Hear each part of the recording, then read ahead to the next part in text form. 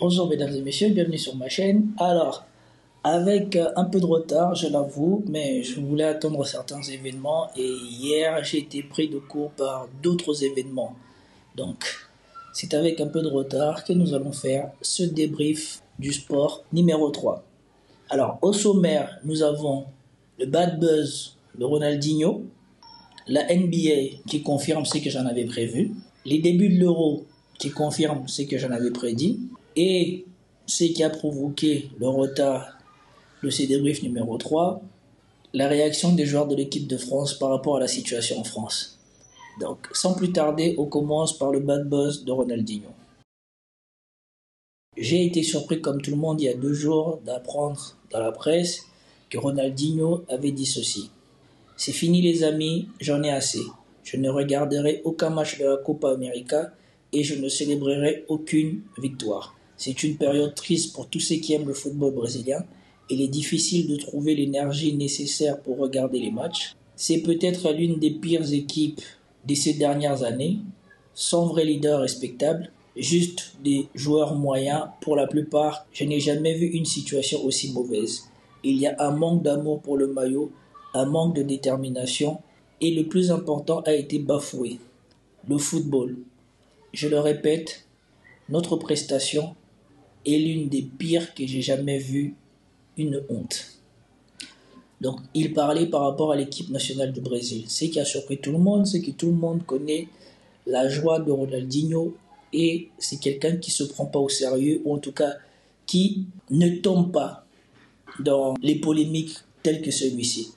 Donc ça a surpris tout le monde, beaucoup de gens ont réagi, même moi je voulais réagir, et ça a failli égratigner son image de la pire manière possible. Même si c'est un bad buzz, et maintenant c'est beaucoup moins important que l'on sait que c'était une pub, mais les répercussions ont déjà été graves et auraient pu être plus graves que ce que ça sera.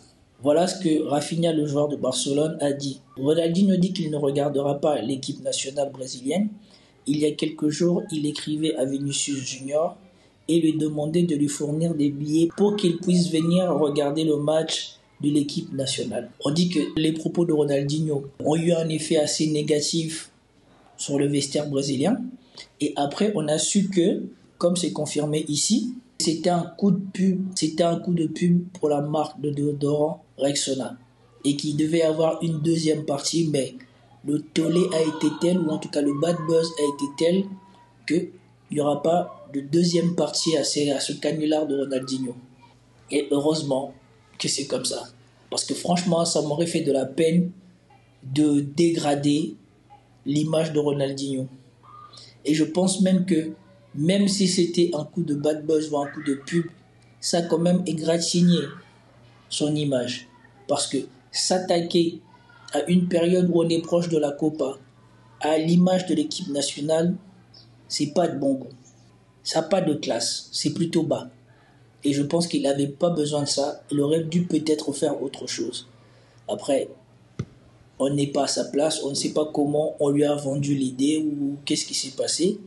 Toujours est-il que voilà, il a commencé lui-même par égratigner son image.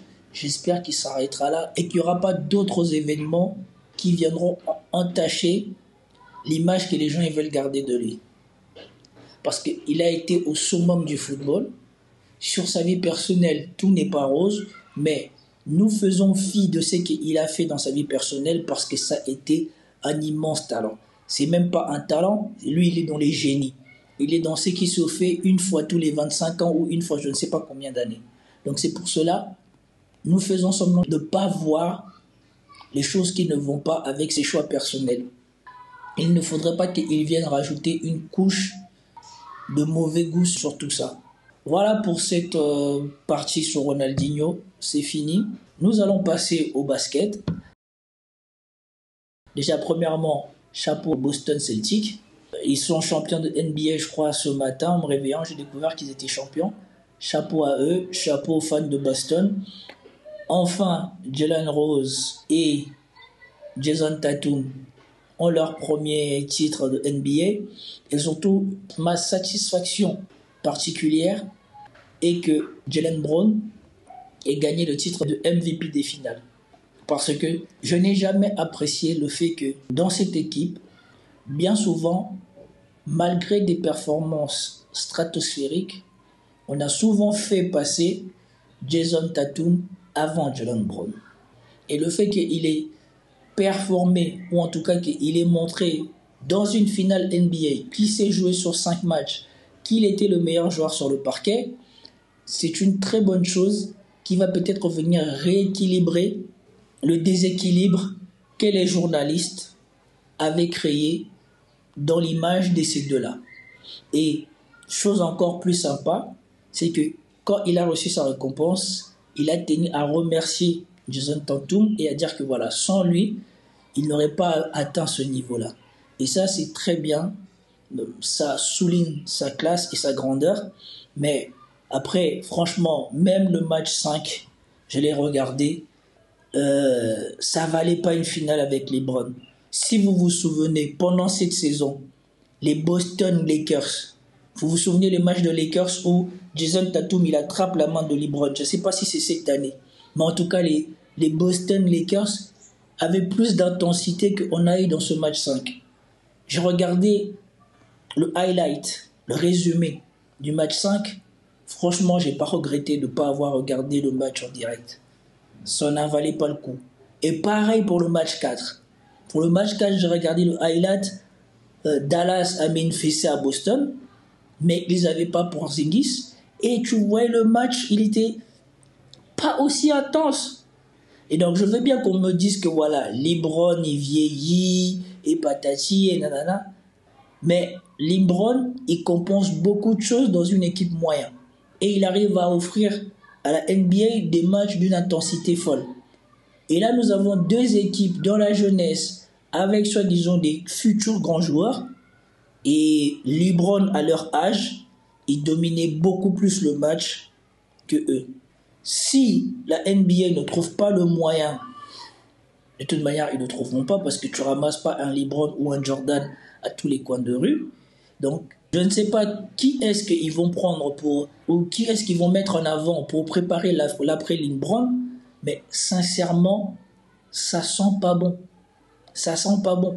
À la base, moi, je suis fan de foot et je suis devenu fan de basket parce que les aléas de la vie qui ont fait que pendant une période de ma vie, j'étais souvent debout tard la nuit et c'est comme ça que j'ai commencé à regarder les matchs de LeBron et comme j'étais déjà fan de LeBron, je me suis dit bon, pourquoi pas. Et c'était à l'époque où il est revenu chez les Cavaliers et je crois même que c'était la dernière finale avec les Miami. Les derniers playoffs avec les Miami, c'est là que j'ai commencé à m'intéresser à lui. Et j'ai suivi après aux Cavs et j'ai suivi après aux Lakers. Mais c'était un plaisir de regarder quand il y a LeBron parce que tu as l'impression tout le temps de voir l'histoire qui se fait devant tes yeux.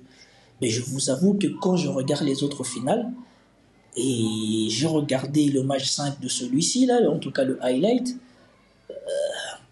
pendant la saison régulière, nous avons eu des matchs plus intenses que ça. Et c'est ça ma déception. Et j'espère pour moi que ce n'est que moi qui a cette impression-là. Parce que si tout le monde a cette impression-là, ça va être un problème pour la NBA. Ensuite, l'Euro. Alors, premièrement, je vous avais dit que moi, je ne regarde pas les premières phases de l'Euro, mais j'essaye de regarder les résumés des buts et j'essaye d'écouter les résumés des matchs, ou en tout cas de regarder aussi les résumés des matchs et d'écouter les avis. Alors, j'ai vu les buts de l'équipe d'Allemagne, très dynamique. J'ai vu l'Italie, et ils sont sur leur base, rien d'exceptionnel, mais solide. J'ai vu Espagne, le groupe de l'Espagne, c'est le groupe de la mort. J'ai trouvé un peu étriqué les matchs. Et la Croatie semble mal partie, mais on ne sait jamais, il peut y avoir des surprises, parce qu'il n'y a pas un grand écart parmi les trois épouvantails de cette poule. Il y a l'Espagne, la Croatie, je ne sais pas quelle équipe, donc ça c'est le plus intéressant à voir.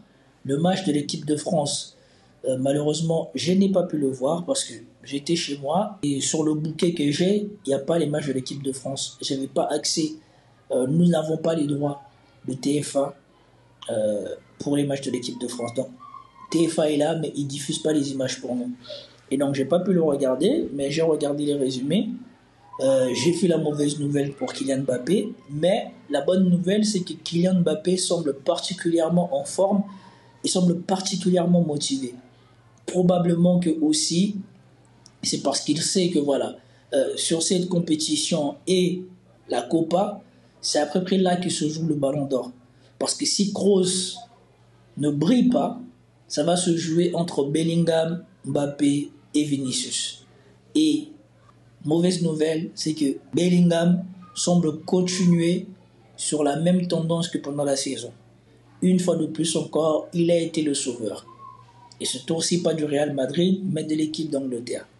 Mbappé, il a intérêt vraiment, s'il veut passer devant Bellingham et Vinicius, à finir au minimum meilleur joueur de l'Euro, meilleur buteur de l'Euro et gagner l'Euro. Si cumule ces 3 titres, il est presque garanti d'être le Ballon d'Or. S'il en a 2 sur 3 et surtout s'il ne gagne pas l'Euro, il vaut mieux pour lui que ni Bellingham ni Vinicius non plus ne gagnent pas l'Euro, parce que là, ça sera une fois de plus un Ballon d'Or de perdu pour lui. Ensuite, nous venons finir avec les déclarations du joueur de l'équipe de France qui ont mis la polémique à la France. Je ne m'attendais pas à ce que les choses s'enveniment à ce point-là. Et moi, si j'ai une chose à dire, c'est que je suis content que les joueurs de l'équipe de France aient parlé par conviction. Et je ne comprends pas pourquoi les gens ils sont offusqués que ces gens-là n'appellent pas à voter le RN. Je ne comprends même pas comment ça se fait. Et surtout, regardez la mauvaise foi de ces journalistes français. On leur a posé des questions en tant que citoyens. Quand eux, ils se prononcent, ça devient « mais ils gagnent beaucoup trop d'argent pour pouvoir dire pour qui voter ». Mais si on leur pose la question, pourquoi ne voulez-vous pas qu'ils disent pour qui voter? Et tous les gens qui donnent leur avis, que ce soit au bistrot, au travail, est-ce qu'on vient voir leur salaire? Pourquoi pour eux, leur salaire leur disqualifierait de donner leur avis sur ce qui se passe politiquement en France? Et surtout, ce qui semble oublier tous ces journalistes pro-RN, c'est d'où viennent la majorité de ces joueurs de l'équipe de France. La majorité de ces joueurs des équipes de France viennent de ces mêmes quartiers, ont grandi avec tous ces gens qu'aujourd'hui le RN veut stigmatiser. Ces islamistes étrangers, ces musulmans étrangers, ces gens à qui on veut refuser le droit du sol, en majorité, tu les trouves où? Tu les trouves là où ces footballeurs ont grandi. Donc maintenant, pourquoi tu voudrais que ces footballeurs qui ont grandi, qui ont dit, comme Kylian Mbappé l'a rappelé, des valeurs de mixité, tolérance et respect, maintenant pourquoi tu voudrais qu'ils trahissent tout ça pour le plaisir de suivre la tendance des journalistes français et d'aller dire que voilà, nous on est pour le RN, on appelle à voter RN. Pourquoi ferait-il ça quand il a gagné dans ça, à part la trahison des leurs? Donc le problème aujourd'hui, c'est que comme c'est des joueurs de foot, comme ils ont une popularité et comme ils peuvent influencer les jeunes, et aussi parce que le RN, la majorité de ses votants sont des jeunes, ça la fout mal que les joueurs de l'équipe de France disent que voilà, ils ne sont pas derrière le RN. Voilà pourquoi ils ne sont pas contents. Et moi, je leur tire mon chapeau d'avoir défendu leurs convictions, d'avoir parlé selon leurs idées. Ils n'ont pas engagé l'équipe de France, chacun a parlé à son nom. Et rien que pour ça, je leur tire mon chapeau et c'est la fin de ce débrief. Bonne journée à vous. Si vous avez aimé, likez, commentez, partagez. Je vous dis à plus. Peace out.